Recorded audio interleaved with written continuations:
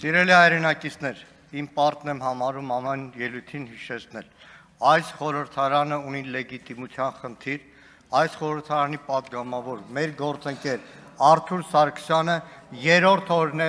անօրինական որոշմամբ զրկված է խորհրդարանի աշխատանքներին մասնակցելու հնարավորությունից եւ ազատություն բոլոր քաղբանտարկյալներին։ Ճիշտ ասած, քիչ առաջ պարոն Ռուբինյանի վարման կարգով ուզում եի կարճ մի առաջարկ անեի։ Առաջարկեի 20 րոպե ընդմիջում, որպեսզի առաջարկեի պարոն Վահագն Ալեքսանյանին միասին բարձրանանք առաջին բաժին,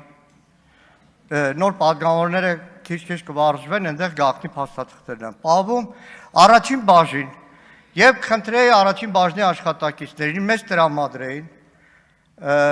մեծամասնության կողմից ձևավորված միայն, քանի որ մենք բոյկոտում էինք, չէինք ընդունում, բայց ծանոթացել ենք 44 օրյա պատերազմի հանգամանքներն ուսումնասիրող զեկույցը,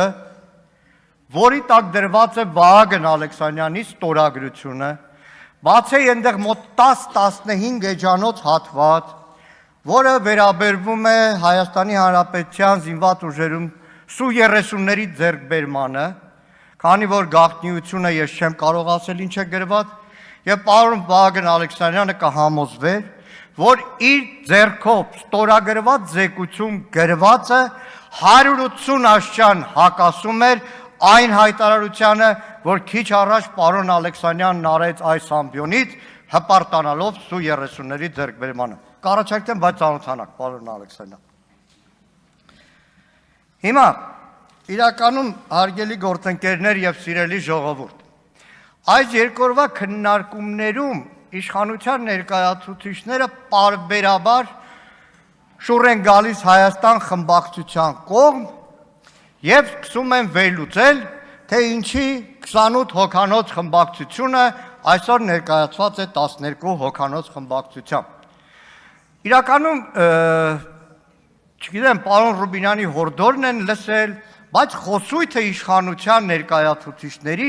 վերջին մի քանի ամիսների կամ 1-2 տարվա համեմատ կտրուկ փոխվել է, որ ողջունում է։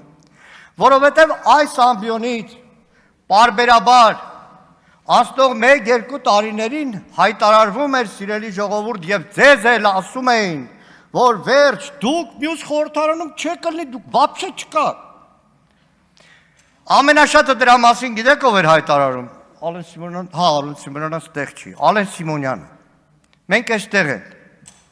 Հիմա 12 հոգով, բայց դա էական նշանակություն չունի։ Բայց այստեղ մի կարևոր բան կա։ Հաշվարկը սխալ է քաղաքական մեծամասնության, որովհետև արդյունքը այս ընտրությունների եւ նաեւ անցնող 5 տարիների Հայաստան խմբակցության չարքաշ գործունեության, շատ հաճախ տհաճ, շատ հաճախ մաշեցնող, շատ հաճախ հոգնեցնող, շատ հաճախ ոչ ցանկալի իրավիճակների միջով անցնելով, նաև Հայաստանում ստեղծեց մի իրավիճակ, որ այսօր մեր խորհրդարանում ընդդիմությունը ներկայացված է 46 հոգով։ Ճիշտ եմ ասում, պարոն Վարդանյան։ 46 եմ ասում, որովհետև այս ընտրություններից հետո կենտրոնական ընտրական հանձնաժողովի անօրինական որոշմամբ գողացվել է ընդդիմության եւս 5 մանդատ։ Հաշվարկը քաղաքական մեծամասնության գործընկերներ պետք է արվի նաեւ վերջնարդյունքով, որովհետև 21 թվականին Հայաստան դաշինքը գրեթե եզակի ընդդիմադիր կուսակցություն էր, որ մասնակցում էր ընտրությունների եւ իշխանության դեմ եղած բոլոր մեր հայրենակիցները կամ ոչ ամբողջությամբ, բայց մեծամասնությամբ քվեն տալիս էր Հայաստան դաշինքին։ Եվ դա էր, որ 29-28 հոգանոց ֆրակցիա էր։ Այս ընտրություններին մեր հետ մրցապայքարում մեր հարգելի գործընկերներ, ընդդիմադիր գործընկեր կուսակցություններն ակտիվ մասնակցեցին, զորեղ մասնակցեցին եւ այս տարիների արդյունքն է,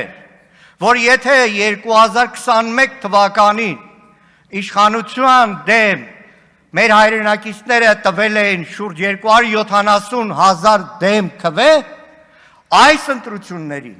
շուրջ 600,000 մեր հայրենակից քվեարկել է ընդդիմադիր,